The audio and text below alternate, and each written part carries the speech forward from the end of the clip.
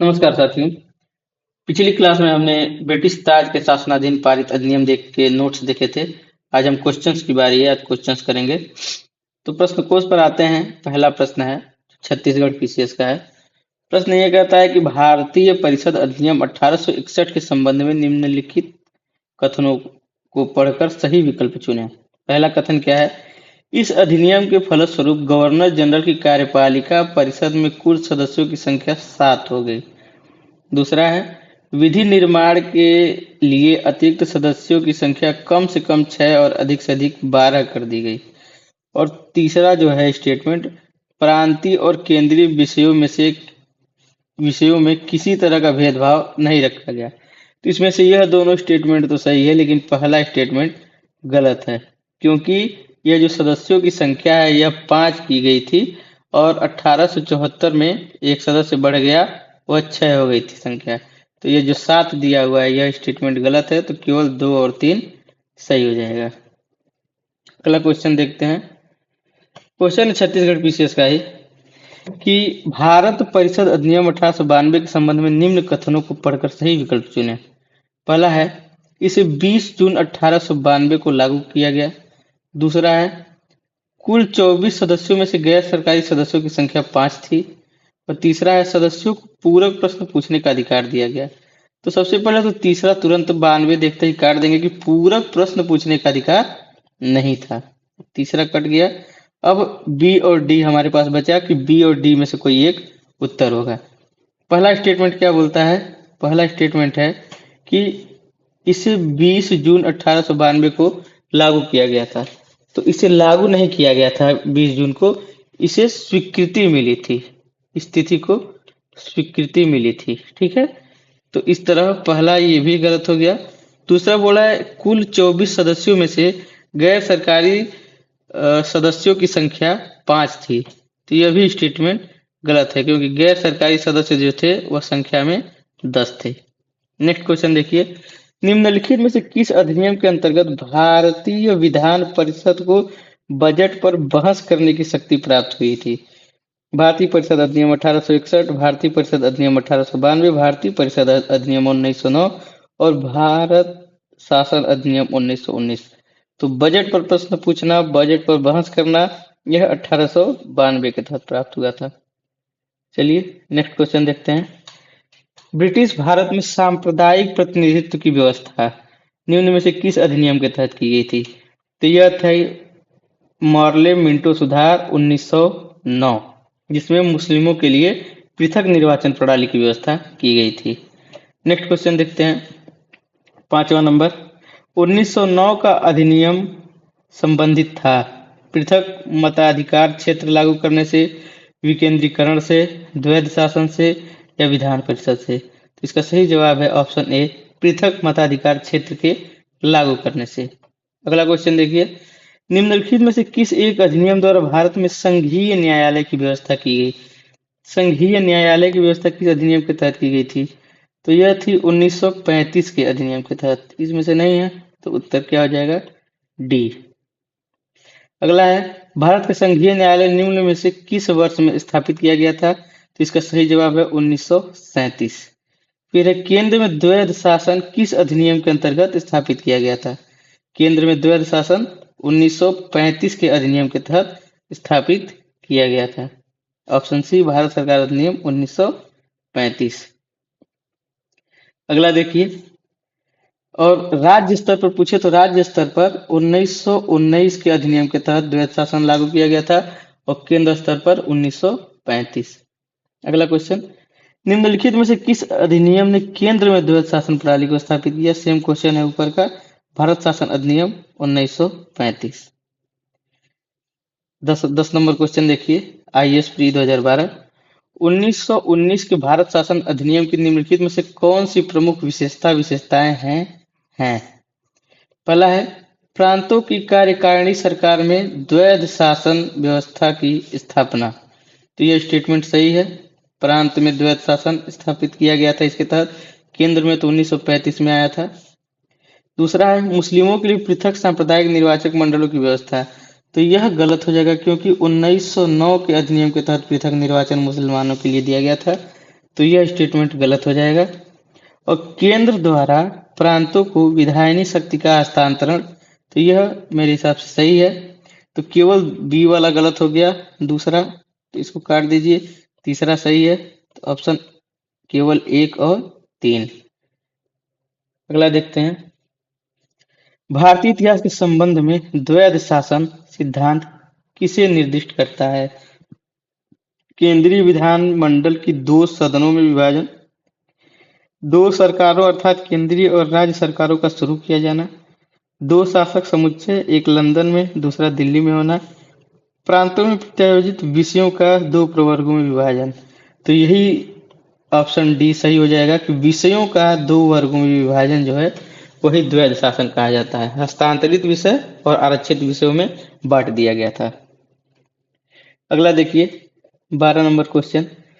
भारत सरकार अधिनियम 1909 में प्रांतीय सरकार के कार्य आरक्षित और अंतरित यानी हस्तांतरित ट्रांसफर्ड विषयों के अंतर्गत बांटे गए थे। तो ये बताइए कि कौन से विषय आरक्षित माने गए। तो आपके जो कूट दिया गया है, पहला है न्याय प्रशासन, दूसरा है स्थानीय स्वशासन, तीसरा है भू राजस्व और चौथा है पुलिस। तो इसमें से यह जो स्थानीय स्वशासन था यह आरक्षित नहीं था, यह हस्तांतरित विषय है। हस्तांतरित विषय में इसको रखा गया था। बाकी ये जो तीनों थे उसे आरक्षित में रखा गया था, यानी न्याय प्रशासन, भू राजस्व और पुलिस। तो 1, 3 और 4 आपका सही हो जाएगा। अगला देखते हैं। निम्नलिखित में से किसे ब्रिटिश भारत में प्रांतीय स्वायत्तता शुरू की? प्रांतीय स्वायत्तता यह जो शुरू करने का जिसको क्रेडिट दिया जाता है वह है भारत शासन अधिनियम 1919। ठीक, क्यों? क्योंकि ब्रिटिश भारत में प्रांतीय स्वायत्तता की शुरुआत प्रारंभिक रूप से भारत शासन अधिनियम 1919 से हुई, जिसे 1935 के भारत सरकार अधिनियम से विस्तारित और स्थापित किया गया। ध्यातव्य है कि ये तो ठीक छोड़ दीजिए, इसे ही माना जाता है। अगला है भारतीय विधान पालिका प्रथम बार द्विसदनीय बनाई गई थी। द्विसदनीय कब बनाई गई थी? तो मेरे हिसाब से 1919 है। हाँ, तो सही भी है। द्विसदनीय 1919 के तहत बनाई गई थी। अब इतना ताम झाम इतना फैक्ट याद करने की जरूरत मेरे हिसाब से नहीं है, क्योंकि जितना ये फैक्ट रटेंगे उससे अच्छा कोई और क्वेश्चन तैयार हो जाएगा। अगला है केंद्र में कौन सा एक्ट द्विसदनीय विधायिका लाया? द्विसदनीय विधायिका कौन लाया? 1919 का एक्ट। और राज्य में द्वैध शासन कौन लाया? वो भी 1919 का एक्ट। केंद्र में द्वैध शासन 1935 का एक्ट। फिर देखिए अगला क्वेश्चन, निम्नलिखित कथनों पर विचार कीजिए। 1919 के मॉन्टेग्यू चेम्सफोर्ड सुधारों में 21 वर्ष से अधिक आयु की सभी महिलाओं के लिए मताधिकार की संस्तुति की गई। दूसरा है 1935 के गवर्नमेंट ऑफ इंडिया एक्ट में विधानमंडल में महिलाओं के लिए आरक्षित स्थानों का प्रावधान किया गया। पहला स्टेटमेंट जो है यह क्या बोल रहा है कि 1919 के मॉन्टेग्यू चेम्सफोर्ड सुधारों में 21 वर्ष से अधिक आयु की सभी महिलाओं के लिए मताधिकार की संस्तुति। तो अंग्रेज इतने लोकतांत्रिक नहीं थे कि सभी महिलाओं को वह मताधिकार दे दें। ठीक है, तो यह स्टेटमेंट तो अपने आप में ही गलत हो जा रहा है। पहला काट दीजिए जहां जहां पहला हो, तो केवल 2 जो है वह सही हो जाएगा कि 1935 के अधिनियम में महिलाओं के लिए आरक्षित स्थान किए गए थे, साथ ही दलितों के लिए भी स्थान आरक्षित किए गए थे और श्रमिक वर्गों के लिए भी स्थान आरक्षित किए गए थे। अगला क्वेश्चन देखते हैं। भारतीय सिविल सेवा के संदर्भ में निम्नलिखित कथनों में से कौन सा कथन सही है? पहला है भारत सरकार अधिनियम 1919 में भारतीय सिविल सेवा के लिए एक अलग परीक्षा का प्रावधान किया गया जो भारत में होनी थी। तो यह बिल्कुल सही है। दूसरा है भारतीय सिविल सेवा में 1941 में भारतीयों का प्रतिशत यूरोप वासियों से अधिक था। तो ये भी सही है। तो इस तरीके से हो जाएगा ऑप्शन सी 1 और 2 दोनों। इस क्वेश्चन का एक्सप्लेनेशन देखिए, इंपॉर्टेंट है। भारत में आधुनिक मेरिट आधारित सिविल सेवा का प्रारंभ 1854 में लंदन में सिविल सेवा आयोग की स्थापना से हुआ। तो सिविल सेवा आयोग की स्थापना 1854 में हुई थी लंदन में, तथा 1855 से इस हेतु प्रतियोगी परीक्षा लंदन में ही आयोजित की जाने लगी। भारतीयों की लगातार मांग के बावजूद यह परीक्षा भारत में न होकर लंदन में ही होती रही। अंततः भारत सरकार अधिनियम 1919 के प्रावधान के अनुरूप वर्ष 1922 से आईसीएस की परीक्षा भारत में भी प्रारंभ हुई, पहले इलाहाबाद तथा बाद में दिल्ली में। 1930 के दशक के अंत तक यूरोप वासियों की उपलब्धता भारतीय सिविल सेवा में कम होती गई तथा इस सेवा में 1941 तक स्पष्ट रूप से भारतीयों का प्रतिशत यूरोप वासियों से अधिक हो चुका था। तो भारत में पहली बार कब आयोजित की गई थी? तो 1922 में। किस अधिनियम के तहत? 1919। ठीक है, अगला देखिए, क्वेश्चन है कि केंद्रीय विधानसभा के निम्नलिखित में से कौन से निर्वाचन भारत शासन अधिनियम 1919 के तहत हुए थे? तो यह है 1926 का और 1945 का। यह जो दो थे, यह भारत शासन अधिनियम 1919 के तहत हुए थे। तो ऑप्शन सी आपका सही हो जाएगा।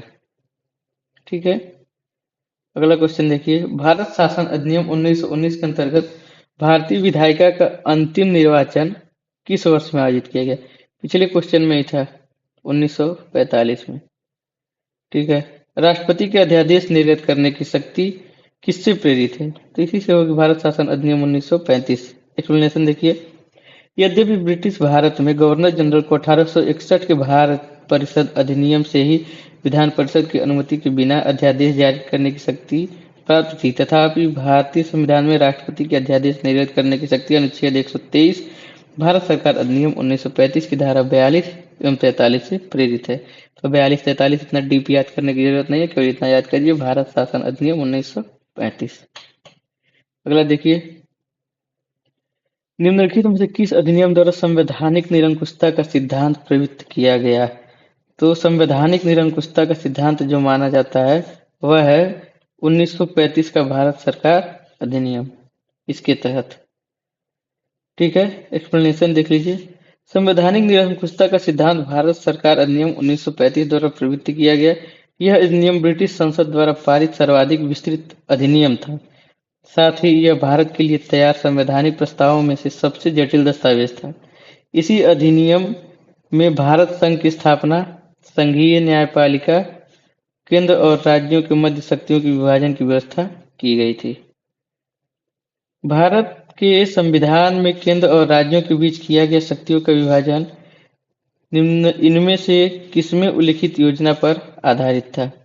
तो जाहिर सी बात है, अभी हमने देखा है शक्तियों का विभाजन 1935, भारत सरकार अधिनियम 1935। अगला देखिए, निम्नलिखित में से एक भारत सरकार अधिनियम 1935 की मुख्य विशेषता नहीं थी। मुख्य विशेषता नहीं थी तो क्या है कि अखिल भारतीय महासंघ का प्रावधान था, तो बिल्कुल प्रावधान था, लेकिन कभी बन नहीं पाया। अवशिष्ट विषय प्रांतीय विधायिकाओं को आवंटित किए गए थे, तो ये गलत है। अवशिष्ट विषय प्रांत को जा ही नहीं सकते हैं, यह गवर्नर के पास थे। यह प्रांतीय स्वायत्तता के सूत्रपात का संकेत था, तो यह भी सही है। इसने प्रांतीय स्तर पर द्वैध शासन प्रणाली को समाप्त कर केंद्र स्तर पर लागू किया, यह भी सही है।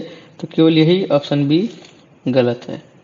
ठीक है, एक संघीय व्यवस्था और केंद्र में द्वैध शासन भारत में लागू किया गया। संघीय व्यवस्था और केंद्र में द्वैध शासन 1935 के तहत। अखिल भारतीय महासंघ स्थापित करने का प्रावधान भी 1935, भारत सरकार अधिनियम 1935 के तहत। अगला क्वेश्चन है, निम्नलिखित में से किस एक अधिनियम में भारत में संघीय शासन? वही सेम, तो भारत सरकार अधिनियम 1935। कितनी बार पूछा गया यह क्वेश्चन। 1935 अधिनियम द्वारा स्थापित संघ में अवशेष शक्तियां किसको थी? तो गवर्नर जनरल को थी। अभी हमने यहाँ पे डिस्कशन किया है उसको। फिर है अगला क्वेश्चन, भारत शासन अधिनियम 1935 के तहत प्रस्तावित संघीय प्रणाली थी। संघीय प्रणाली कौन सी थी? तो भारत संघ, फेडरेशन ऑफ इंडिया।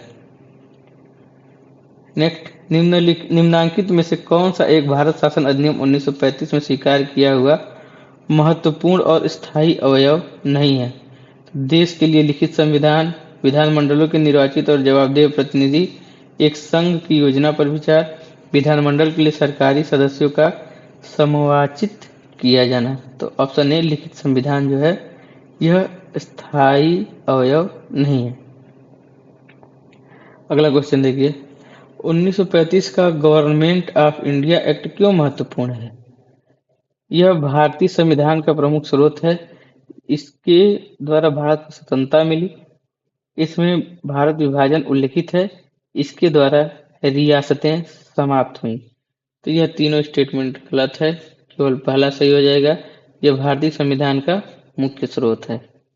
अगला क्वेश्चन है, निम्नलिखित अधिनियमों में से किस अधिनियम के फलस्वरूप बर्मा भारत से अलग हुआ था? तो बर्मा अलग हुआ था 35 के अधिनियम के तहत। ठीक है, इस तरीके से हमारा आज का सेशन समाप्त होता है। चैनल को सब्सक्राइब भी कीजिए, वीडियो को लाइक अगर पसंद आए तो लाइक कीजिए, शेयर कीजिए और मिलेंगे नेक्स्ट वीडियो में, नेक्स्ट क्लास में नई एनर्जी के साथ।